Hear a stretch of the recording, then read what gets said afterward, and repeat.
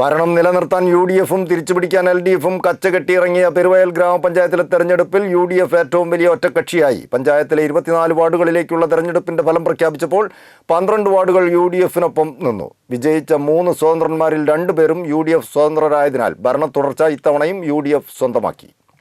ഭരണം നിലനിർത്താൻ UDF-ഉം തിരിച്ചുപിടിക്കാൻ LDF-ഉം കച്ചകെട്ടിയിറങ്ങിയ പെരുവയൽ ഗ്രാമപഞ്ചായത്തിലെ തെരഞ്ഞെടുപ്പിൽ UDF ഏറ്റവും വലിയ ഒറ്റക്കക്ഷിയായി.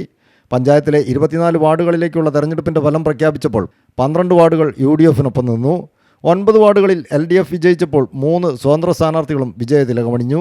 വിജയിച്ച 3 സ്വതന്ത്രന്മാരിൽ 2 പേരും UDF സ്വതന്ത്രന്മാരായതിനാൽ ഭരണ തുടർച്ച ഇത്തവണയും UDF സ്വന്തമാക്കി. മുൻ ഗ്രാമപഞ്ചായത്ത് പ്രസിഡന്റ് സുബിത തോട്ടാഞ്ചേരി പഞ്ചായത്തിലെ 8ാം വാർഡായ പെരുവയലിൽ നിന്ന് വിജയിച്ചപ്പോൾ പഞ്ചായത്തിലെ കോൺഗ്രസ് നേതാക്കളായ രവികുമാർ പനോളിയും CM സദാശിവനും BC സേതുമാധവനും ആണ് എതിരാളികളോട് പരാജയം ഏറ്റുവാങ്ങിയ പ്രമുഖർ. News bureau, Mavoor.